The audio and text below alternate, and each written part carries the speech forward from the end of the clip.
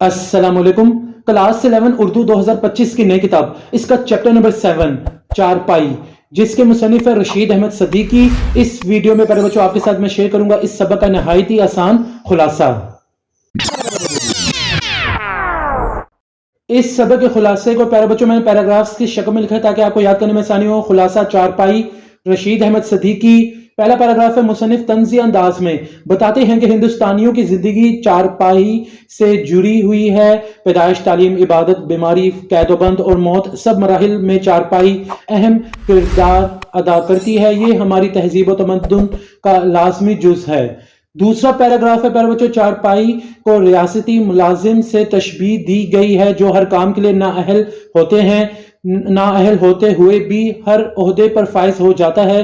اسی طرح چارپائی بھی ہر کام میں استعمال ہو سکتی ہے، چاہے وہ مقصد کچھ بھی ہو۔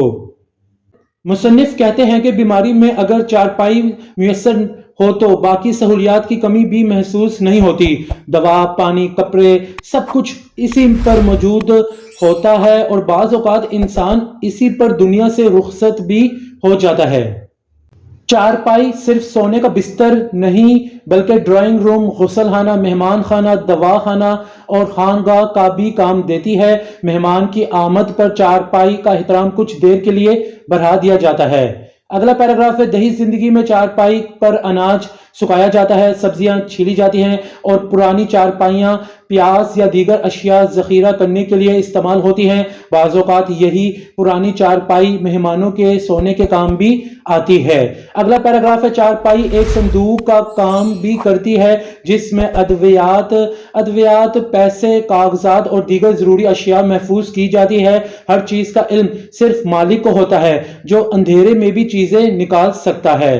مصنف کے مطابق حکمران طبقہ بھی چارپائی پر بیٹھ کر فیصلے کرتا ہے، وہیں سے احکامات صادر ہوتے ہیں اور کبھی غصے اور جوتا یا ڈنڈا بھی چل جاتا ہے۔ چارپائی دسترخوان کا بھی کام دیتی ہے، اس پر کھانے کے وقت بچے، بزرگ، جانور اور مکھی مچھر سب شریک ہوتے ہیں۔ کھانے کے بعد کوئی شاعری کرتا ہے اور کوئی نیند کی آغوش میں چلا جاتا ہے۔ یہ ہندوستانی تہذیب، موسم، طرز زندگی کے مطابق ایک ایسی ایجاد ہے جو غریب کو سکون، سہولت اور زندگی کی بنیادی آسائش فراہم کرتی ہے۔ اگلا پیراگراف ہے، کسان کی سادہ بوسیدہ چارپائی اس کی محنت اور سادگی کی علامت ہے، اسی پر وہ آرام کرتا ہے اور اسی سے اس کی معیشت جڑی ہوتی ہے، مگر بدقسمتی سے وہی کسان معاشرتی ناانصافی کا شکار ہوتا ہے۔ اگلا پیراگراف ہے، مصنف ایک آموں کے باغ میں بچوں کے کھیل، کہکوں اور سادہ سی زندگی کا منظر پیش کرتا ہے جہاں سب کچھ دوسروں کا ہے، صرف آم ان کے حصے میں آتا ہے اور وہ بھی چارپائی پر بیٹھ کر۔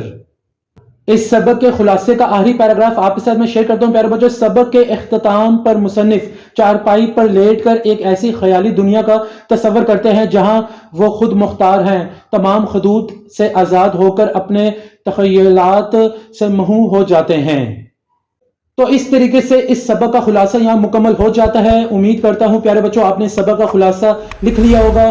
ایک نئی ویڈیو میں آپ سے پھر ملاقات ہوگی، مجھے اجازت دیں، جزاک اللہ۔